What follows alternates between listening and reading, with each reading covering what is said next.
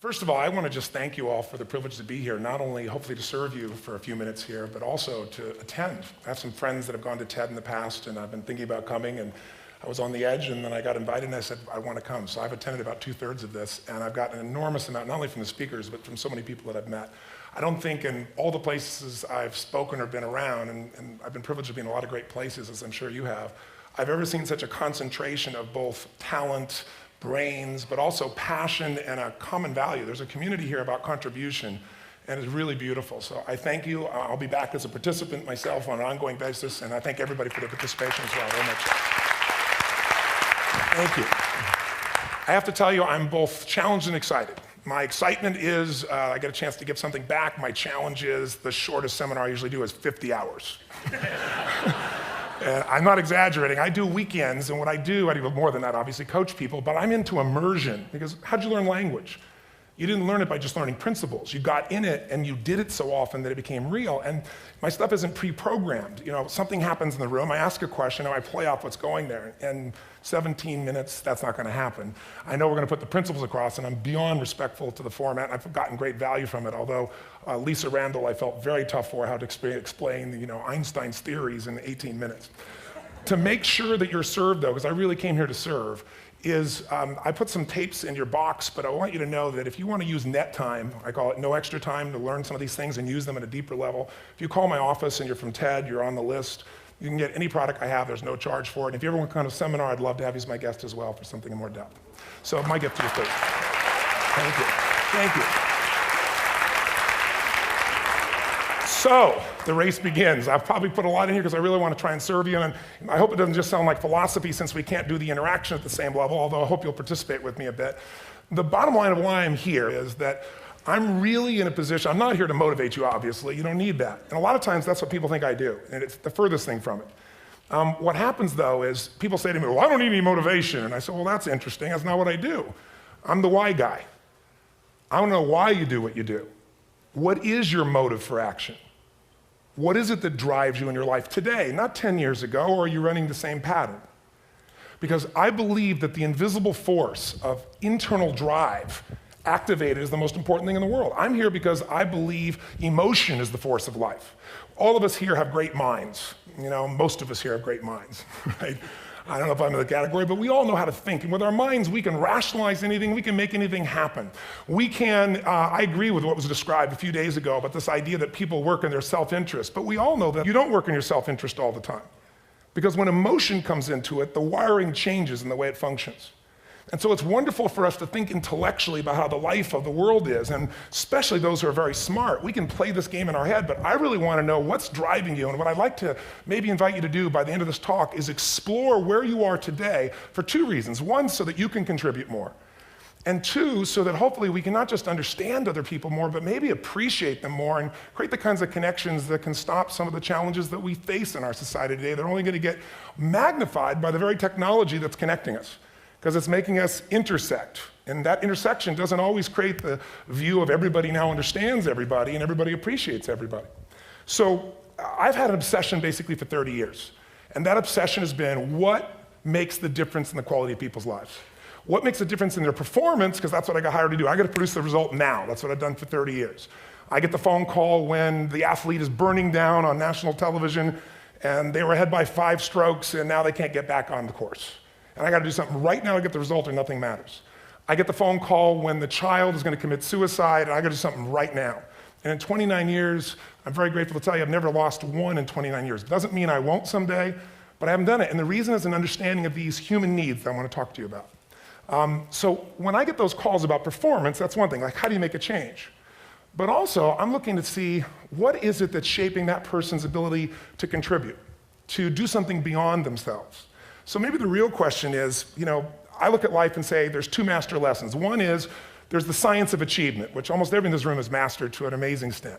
That's how do you take the invisible and make it visible, right? How do you take what you dream about and make it happen, whether it be your business, your contribution to society, money, whatever it is for you, your body, your family. But the other lesson of life that is rarely mastered is the art of fulfillment.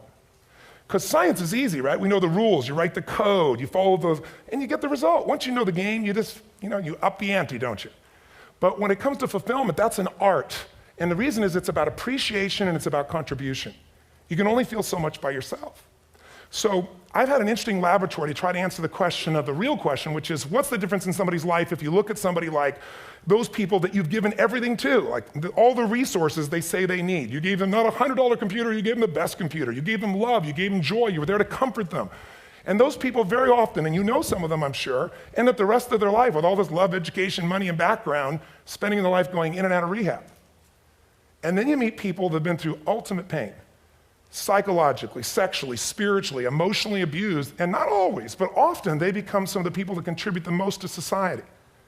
So the question we got to ask ourselves really is, what is it? What is it that shapes us? And we live in a therapy culture. Most of us don't do that, but the culture is a therapy culture. And what I mean by that is the mindset that we are our past. And everybody in this room, you wouldn't be in this room if you bought that theory, but most of society thinks biography is destiny. The past equals the future. And of course it does if you live there. But what people in this room know, and what we have to remind ourselves though, because you can know something intellectually, you can know what to do and then not use it, not apply it. So really what we got to remind ourselves is decision is the ultimate power. That's what it really is. Now when you ask people, have you failed to achieve something? How many have ever failed to achieve something significant in your life? Say I. Thanks for the interaction on a high level there. But if you ask people, why didn't you achieve something? Somebody who's working for you, or a partner, or even yourself, and you failed to achieve a goal, what's the reason people say they failed to achieve? What do they tell you? Tell me. Come on, out loud. Didn't know enough, didn't have the knowledge, didn't have the money, didn't have the time, didn't have the technology, I didn't have the right manager, didn't have the Supreme Court.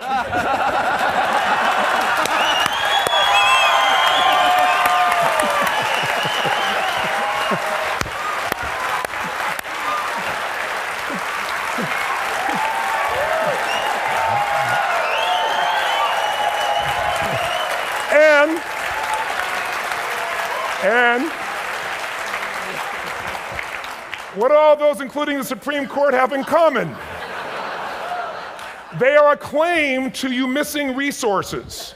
And they may be accurate. You may not have the money. You may not have the Supreme Court.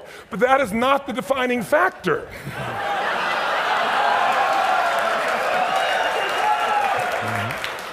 And you correct me if I'm wrong.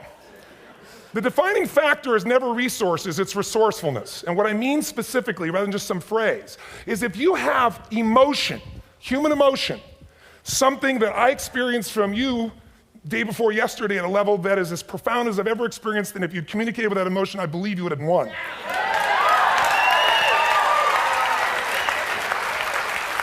But how easy for me to tell him what he should do. Idiot, Robbins. But I know when we watched a debate, at that time, there were emotions that blocked people's ability to get this man's intellect and capacity and the way they came across to some people in that day. Because I know people that wanted to vote in your direction and didn't, and I was upset. But there was emotion that was there. How many know what I'm talking about here? Say I. So emotion is it, and if we get the right emotion, we can get ourselves to do anything. We can get through it. If you're creative enough, playful enough, fun enough, can you get through to anybody, yes or no? If you don't have the money, but you're creative and determined enough, you find the way. So this is the ultimate resource, but this is not the story that people tell us, right? The story people tell us is a bunch of different stories. They tell us we don't have the resources, but ultimately, if you take a look here, flip it up if you would. They say, what are all the reasons they have in common? We said that. Next one, please. He's broken my pattern.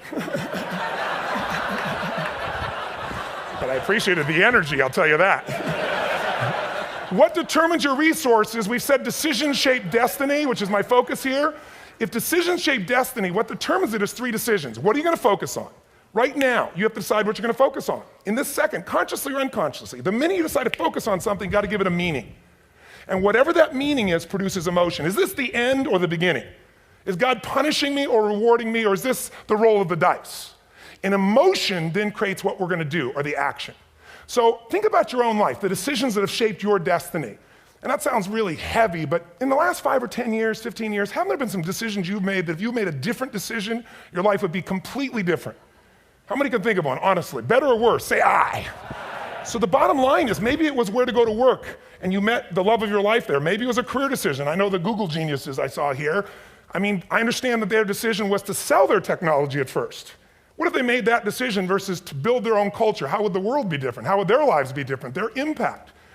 The history of our world is these decisions. When a woman stands up and says, no, I won't go to the back of the bus, she didn't just affect her life. That decision shaped our culture. Or someone standing in front of a tank. Or being in a position like Lance Armstrong and someone says to you, you got testicular cancer. That's pretty tough for any male, especially if you ride a bike. Right? You got it in your brain, you got it in your lungs. But what was his decision of what to focus on? Different than most people. What did it mean? It wasn't the end, it was the beginning. What am I gonna do? He goes off and wins 7 championships he never won once before the cancer because he got emotional fitness, psychological strength. That's the difference in human beings that I've seen of the 3 million I've been around, because that's about my lab. I've had 3 million people from 80 different countries that I've had a chance to interact with over the last 29 years. And after a while, patterns become obvious. You see that South America and Africa maybe connect in a certain way, right? Other people say, oh, that sounds ridiculous. It's simple. So what shaped Lance, what shapes you? 2 invisible forces, very quickly. 1, state. We all have had times. Have you had a time you did something and after you did it, you thought to yourself, I can't believe I said that. I can't believe I did that. That was so stupid. Who's been there? Say aye. Have you ever done something after you do it, you go, that was me. Right? It wasn't your ability, it was your state. I should be able to change that quickly, but what I want to finish with quickly here is your model of the world is what shapes you long term. Your model of the world is the filter. That's what's shaping us. That's what makes people make decisions. We want to influence somebody, we gotta know what already influences them. And it's made up of 3 parts, I believe. First, what's your target? What are you after? Which I believe it's not your desires. You can get your desires to goals. How many of you got a goal, desire, and thought, is this all there is? How many have been there? Say aye. So it's needs we have. I believe there are 6 human needs. Second, once you know what the target that's driving you is and you uncover it for the truth, you don't form it, you uncover it. Then you find out what's your map. What's the belief systems that are telling you how to get those needs? Some people think the way to get those needs is destroy the world. Some people is to build something, create something, love someone. And then there's the fuel you pick. So very quickly, 6 needs, let me tell you what they are. First one, certainty. Now these are not goals or desires, these are universal. Everyone needs certainty that they can avoid pain and at least be comfortable. Now how do you get it? Control everybody, develop a skill, give up, smoke a cigarette. And if you got totally certain, ironically, even though we all need that, like if you're not certain about your health or your children or money, you don't think about much more. You're not sure the ceiling's gonna hold up, you're gonna listen to any speaker. But while we go for certainty differently, if we get total certainty, we get what? What do you feel if you're certain? You know what's gonna happen, when it's gonna happen, how it's gonna happen. What would you feel? Bored out of your mind. So God, in her infinite wisdom, gave us a second human need, which is uncertainty. We need variety. We need surprise. How many of you here love surprises? Say aye. You like the surprises you want. The ones you don't want, you call problems, but you need them. So variety is important. Have you ever rented a video or a film that you've already seen? Who's done this? Why are you doing it? You're certain it's good because you read it before, saw it before, but you're hoping it's been long enough you've forgotten enough there's variety. Third human need, critical, significance. We all need to feel important, special, unique. You can get it by making more money. You can do it by being more spiritual. You can do it by getting yourself in a situation where you put more tattoos and earrings in places humans don't want to know. Whatever it takes. The fastest way to do this, if you have no background, no culture, and no belief in resources or resourcefulness, is violence. If I put a gun to your head and I live in the hood, instantly I'm significant. 0 to 10, how high?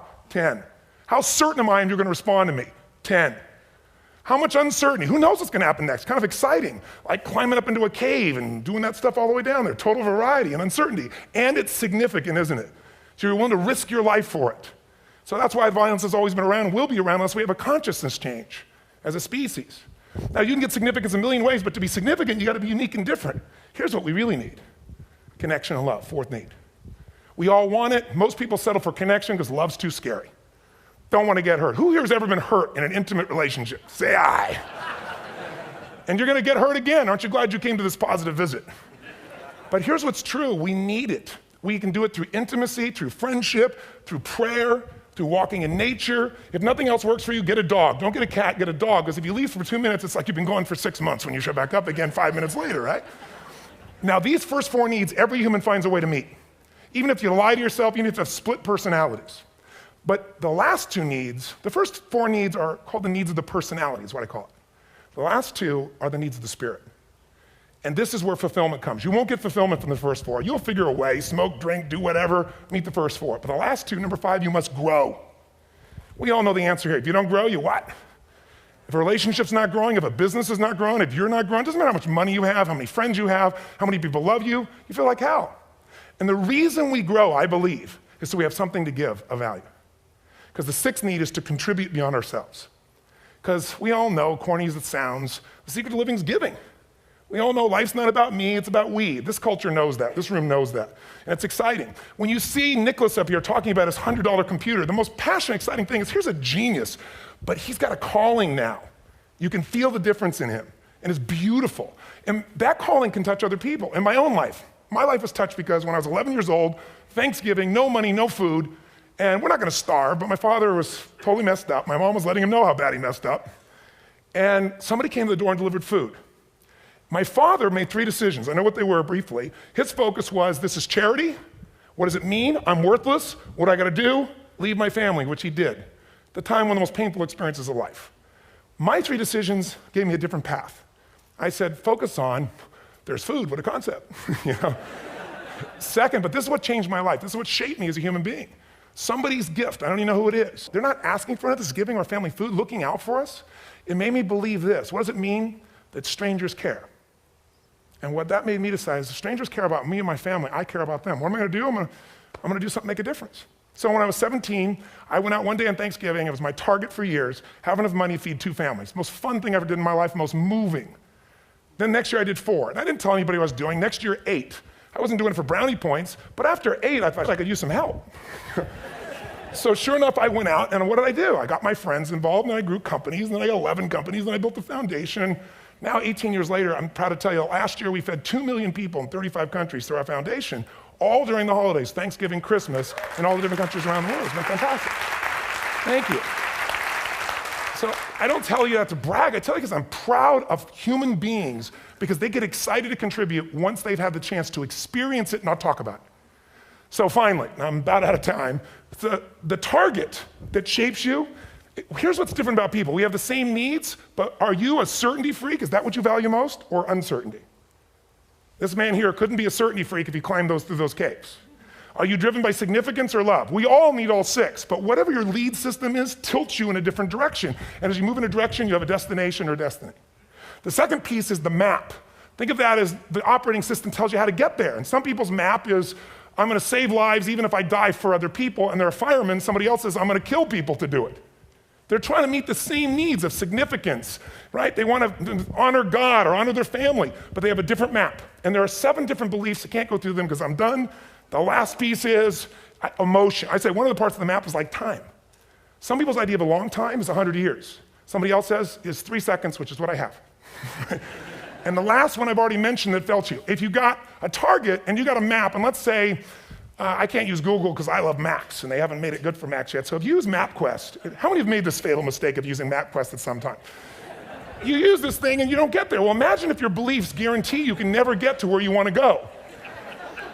The last thing is emotion. Now here's what I'll tell you about emotion. There are 6,000 emotions that we all have words for in the English language, which is just a linguistic representation, right? It changes by language. But if your dominant emotions, if I have more time, I have 20,000 people or 1,000, and I have them write down all the emotions that they experience in an average week. And I give them as long as they need. And on one side, they write empowering emotions, the other is disempowering. Guess how many emotions people experience? Less than 12. And half of those make them feel like so they got 5 or 6 good frickin' feelings, right? It's like they feel happy, happy, excited, oh shit, frustrated, overwhelmed, depressed. How many of you know somebody who no matter what happens finds a way to get pissed off? How many know somebody like this? Or no matter what happens, they find a way to be happy or excited. How many know somebody like this? Come on. When 9/11 happened, and I'll finish with this, I was in Hawaii. I was with 2,000 people from 45 countries. We were translating 4 languages simultaneously for a program that I was conducting for a week. The night before was called Emotional Mastery. I got up, had no plan for this, and I said, we had all this fireworks, I do crazy fun stuff. And then at the end I stopped, and I had this plan I was gonna say, but I never do what I'm gonna say. And all of a sudden I said, when do people really start to live? When they face death. And then I went through this whole thing about if you were gonna get off this island, if 9 days from now you were gonna die, who would you call, what would you say, what would you do? One woman, well that night is when 9/11 happened. One woman had come to the seminar, and when she came there, her previous boyfriend had been kidnapped and murdered. her friend, or her new boyfriend, wanted to marry her, and she said no. He said, if you leave and go to that Hawaii thing, it's over with us. She said, it's over. When I finished that night, she called him and left a message, true story, at the top of the World Trade Center where he worked, saying, honey, I love you. I just want you to know, I want to marry you. It was stupid of me. She was asleep, because it was 3 a.m. for us, when he called her back from the top and said, honey, I can't tell you what this means. He said, I don't know how to tell you this, but you give me the greatest gift, because I'm going to die. And she played the recording for us in the room. She was on Larry King later. And he said, you're probably wondering how on earth this could happen to you twice. And he said, all I can say to you is, this must be God's message to you, honey. From now on, every day, give your all, love your all. Don't let anything ever stop you. She finishes, and a man stands up and he says, I'm from Pakistan, I'm a Muslim. I'd love to hold your hand and say I'm sorry, but frankly, this is retribution. I can't tell you the rest because I'm out of time.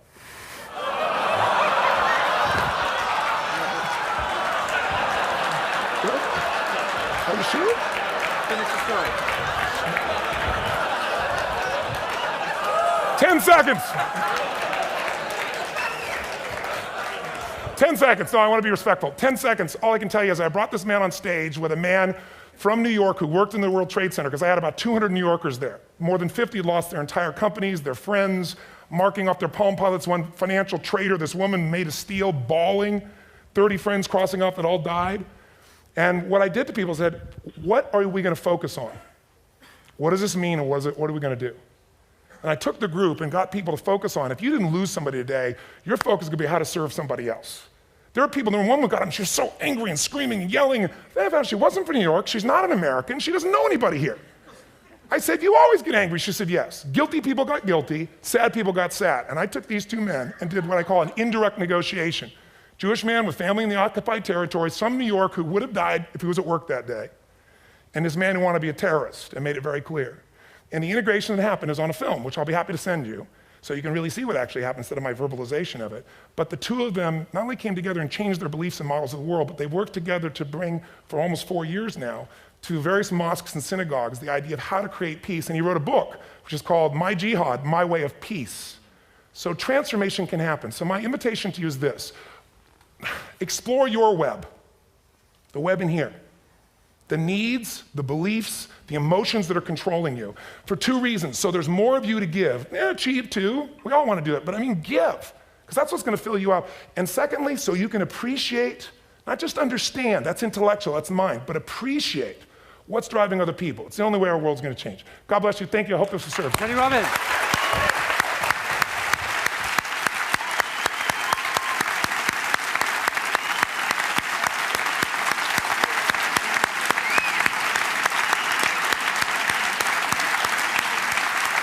Tony, come back up here.